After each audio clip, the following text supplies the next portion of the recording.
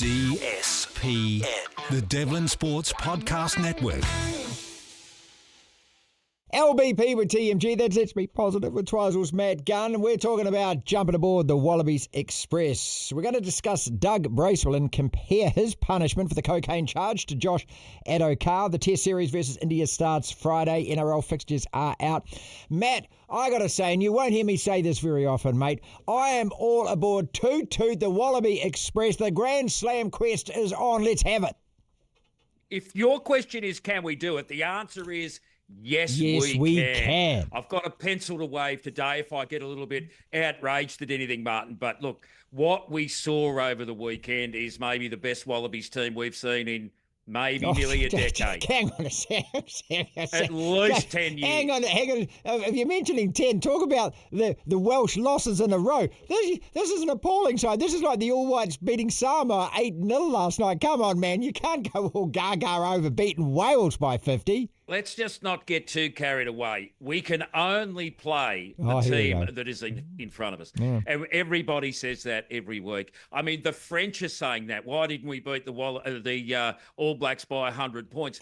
Look, 8 tries, a yellow card, then a red card, and then we rumble over the top of them. We beat them at the breakdown. Our pack was too strong. We're too quick out wide. We've got too much foresight and skill. This is a good Wallabies team. Joe Schmidt is having chocolate sundaes every night at the moment. He can't believe where we've come from the last 12 months. What do you mean where you've come from the last 12 months? You've beaten Wales. Okay, I'll give you the win against England. And that came in the 84th minute, and they absolutely botched. Having said that, okay, you've got to win all 4.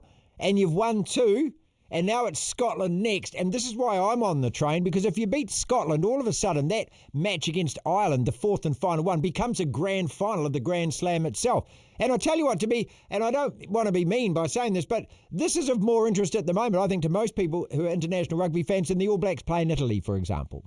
All right. I don't know why you had to bring up the Ireland game at the end, but Scotland, look, it's a runaway. Don't worry about Scotland. We've got game 3. Oh, okay, right. I'm writing that down. I'm writing that down right now. We've got game 3, right? Okay. Right.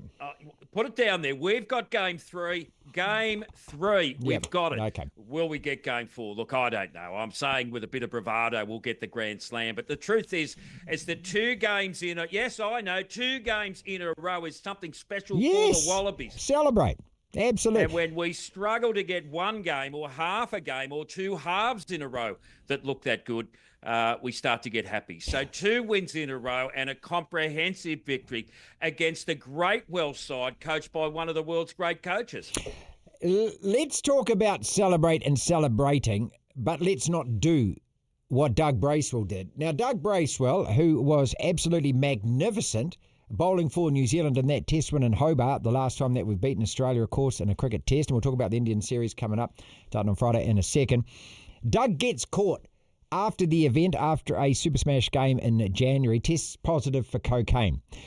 I'm just hoping that at some stage when he gets interviewed, he is, and obviously, bada boom, he's going to say that he was out looking for a phone charger. But in all seriousness, compare his punishment, which was 3 months and then he gets banned for a month, to Josh Addo-Carr, who had his contract ripped up by your doggies, mate. Yeah. What I don't understand is, you remember that Kiwi bloke who used to run the Drug Association, cracking down on drug use in sport? Who was that guy? David Howman. Yeah. David Howman. Look, they were getting all this out of the game. They were removing it. They were putting big bans in place. People were getting sent away for 2 years for this kind of thing. And these days, it just seems to be accepted that it's going to happen in sport. I think Wendell Saylor got 2 years, didn't he, if that was the case? Wendell got 2 years. These days, I mean, at one point, there was an Aussie pentathlete got banned from the Olympics in Los Angeles because he had caffeine in his system.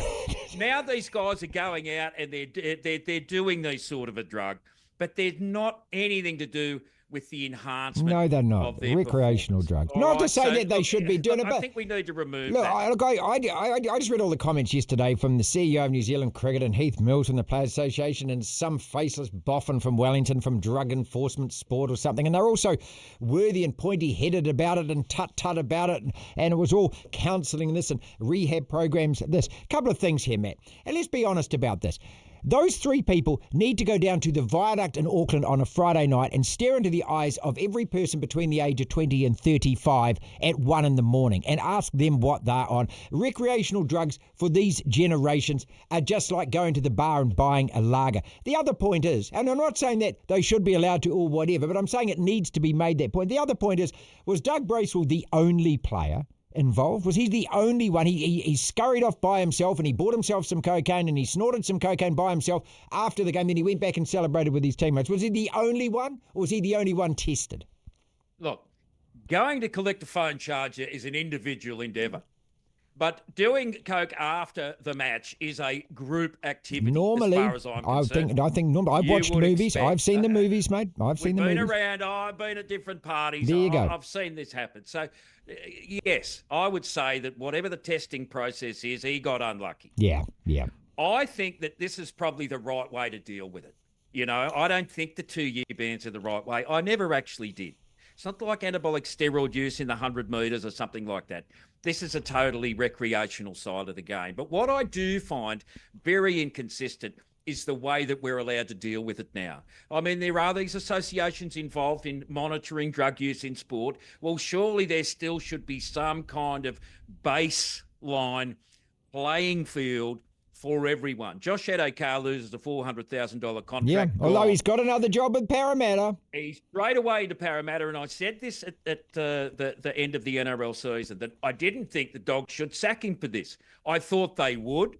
I didn't think they should, because someone else will just pick him up. And at the end of the day, what's the actual outcome? The outcome for the Dogs is that Phil Gould felt embarrassed because of the way he believed. Well, because Addo-Carr lied, mate. That's the point. He did. So he sacked him. That's it. And that is why, because Addo-Carr was stupid enough to actually lie, and he's still stupid enough to say, I don't know how it got in my system. Well, at some stage, you're going to wake up and probably figure it out, mate, like the rest of us have figured it out.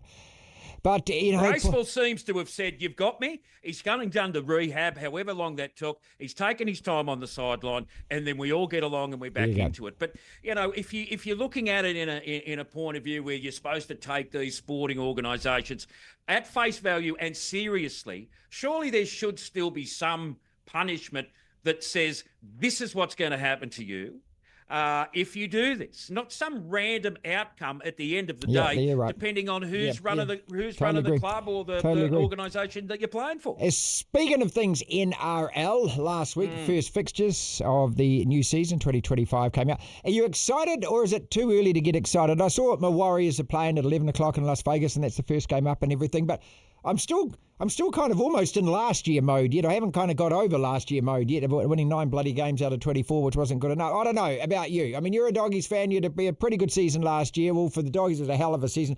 Are you all amped and excited already about next season? Well, first and foremost, I hope they got the drug test kits in Vegas for after the Warriors game, because, all I'm saying is what goes on in Vegas is supposed to stay in Vegas. If they do any testing, we may not have that statement come true. Look, we play St George, first game, venue to be appointed, time to be appointed, day to be appointed. No, I'm not overly excited at the moment. I'm more interested in what's going on at the moment. And I'll get more excited about that when January, February ticks around, and then we actually get a little bit closer to seeing the squads finalised, seeing how they look in after their training, and how they've come out of Christmas having too much turkey and maybe a couple of pavlovas. But no, it's, okay, they've announced it, and, they've got to try and build up their sport. But no, I mean, it means nothing at the moment, does it? The draw for 1 week. Hey? Finally, then, India this weekend. Friday kicks off the very first test of 3 against them. A side that got whopped by our Black Caps over their place. But Aussie at home, mate. I mean, you've got a hell of a record at home. They have beaten you there before. How are you feeling about this? I think the first one's in Perth, which is always a nasty place for the tourist to go first, isn't it? Because she's pacey, she's bouncy, she's hot, she's ferocious and relentless. Yeah, it's all those things. Actually, I was looking. It's like playing on the high veld for the first couple of tests, isn't it? It's like taking. Exactly. Yeah, you're out of your element when you're over in Perth. It's like you're on another part of the universe anyway. But I saw last week that they're already getting the pitch ready for that match, and it looks fast, bouncy, dead. In terms of there's not a hint. There's not a hint of anything that might help anyone other than some pace bowlers. So India coming off this pantsing against the Black Caps gets me worried because, they have been such a tremendous side over the years, and to be embarrassed like that at home to the Black Caps for the first time ever, I am a little bit nervous. So we're going to have to wait for day one at Perth. But I tell you what, I think we're ready to go, Marty. A home summer season. Here we cricket. go. I'm looking forward to Test cricket, man. Absolutely looking forward. You know what I mean? Yep. Bring it on. Bring it on on. these good series. Us against Hot England. Yeah, conditions. Yep. Home here at a great time to watch. Can't wait. I think that I'm not throwing my hat in the ring yet, but yeah, Australia hard to beat, certainly in that first test in Perth. Tuja, you hear that sound in the background, people? Here it comes. It's the Wallaby Express. Jump aboard. You know that's the case. Bring on Scotland. We're pantsing them. We're pantsing Scotland. I'm not even worried about Ireland at this stage. We've got to get through game 3, and then we'll deal with the Greens. DSPN.